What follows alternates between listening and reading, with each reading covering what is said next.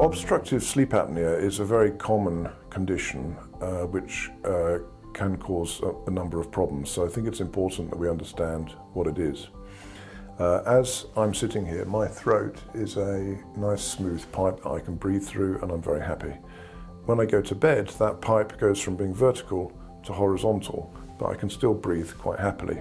However, when somebody with this condition goes to sleep, the muscles in the airway here relax, and at that point, if the circumstances are otherwise unfavourable, the airway can collapse like that. And at that point, the person is unable to breathe through their airway. And if you can imagine it, we have a closed airway here, we've got their head here, and here we have their arms and legs and all the other parts of their body. Now, if the airway is closed, eventually the patient's oxygen level is going to fall, and at that point, they will wake up. When they wake up, the muscles in the airway here start working again, and the patient is able to breathe again, and the oxygen supply is restored. Now, there are good things and bad things about that. The good thing, of course, is that the patient is not going to die from the airway closing because they always wake up. But the bad thing is that the awakening, if it's frequent enough, can cause significant disruption to sleep architecture and daytime tiredness. We also believe that the oxygen level, which falls when the airway is closed very often, can cause damage to other parts of the body. So, as I say, somewhat of a double-edged sword. The patient with this condition is always going to wake up, so they're not going to die in their sleep, but they may have very poor quality sleep, which will affect how they are in the daytime.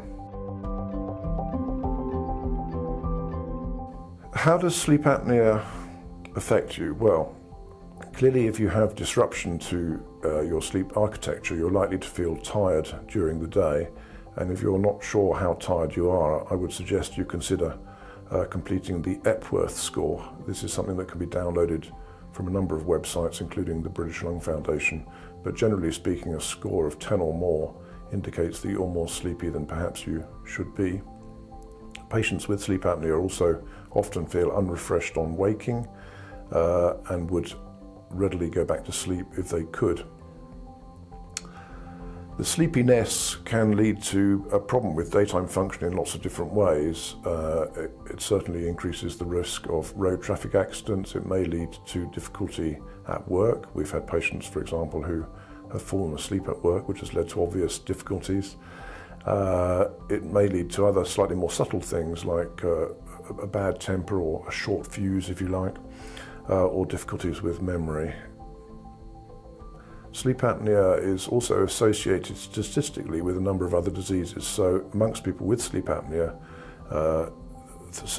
certain diseases are more common, but of note, high blood pressure, atrial fibrillation, diabetes, other manifestations of cardiovascular disease, and in men, erectile dysfunction. So people with those conditions, if they are proving hard to treat, it's always worth just asking the question, could sleep apnea be in play? And the simplest way to answer that question is to ask about a history of snoring or to complete the Epworth score as a first off.